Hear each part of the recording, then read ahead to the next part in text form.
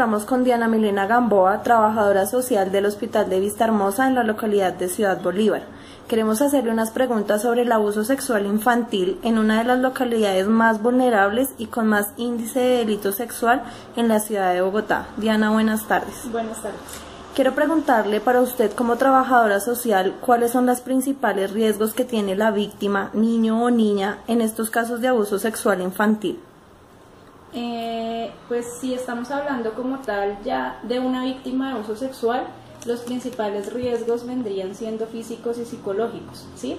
En términos de un niño que es abusado, no solamente se ve afectado físicamente, sino psicológicamente al ser vulnerado su cuerpo por una persona extraña o conocida, pero que vulnera y atenta contra su integridad física y emocional.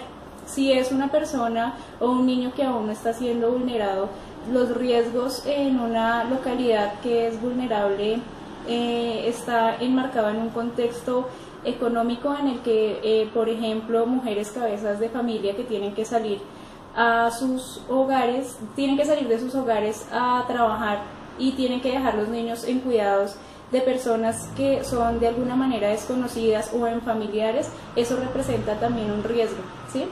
Adicional a eso, todo lo que es el tema de la vulnerabilidad de los derechos, que se ven mucho, la falta de ocupación del tiempo libre de los niños, donde no hay posibilidades de vincularlos a algún programa donde puedan estar cuidados y donde se puedan brindar talleres para el reconocimiento de su cuerpo y para que ellos empiecen a entender los riesgos que tienen y cómo deben cuidarse a sí mismos, sobre todo en lo que es su corporalidad. ¿Quiénes son los principales autores de violencia sexual en los niños? Pues el mayor riesgo y los mayores autores que hasta el momento de abuso sexual están en la familia. Digamos que estaríamos hablando de padrastros, tíos y desafortunadamente pues padres. ¿Por qué cree usted que de los 3.000 casos de delito sexual solo el 5% es denunciado? Creo que es un tema de temor y temor a ser juzgado. Creo que para una madre o para un progenitor no es fácil reconocer que su hijo ha sido abusado sexualmente.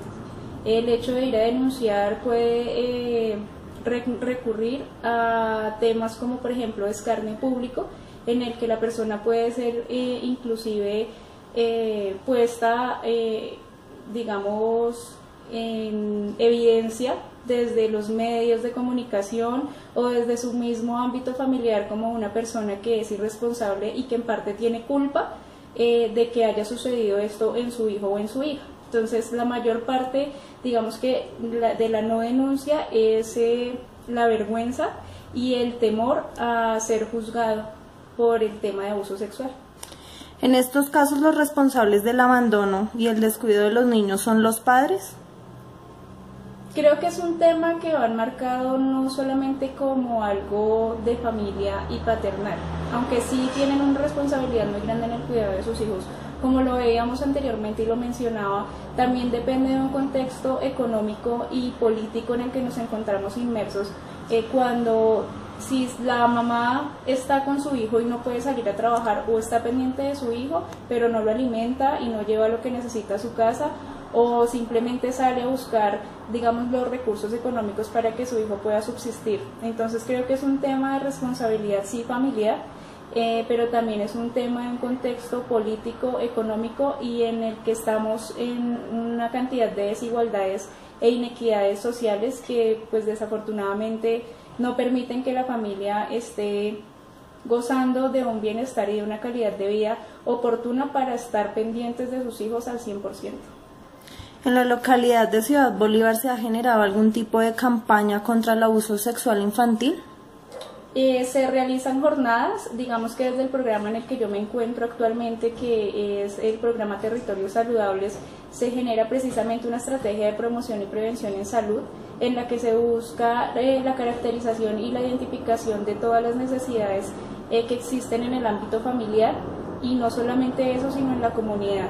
Se realizan jornadas de buen trato para los niños, en los cuales pues, se reconoce la importancia de que el niño no sea maltratado ni violentado en su integridad física, ¿sí? En los diferentes tipos de violencia entre las cuales está incluida el abuso sexual. Digamos que con todo lo que se hace a través del programa se hace un acercamiento a las familias, a sus casas, en el que se puede identificar algunos riesgos y casos, digamos, hacer de alguna manera detección temprana de casos en los que pueda existir de pronto algún tipo de abuso.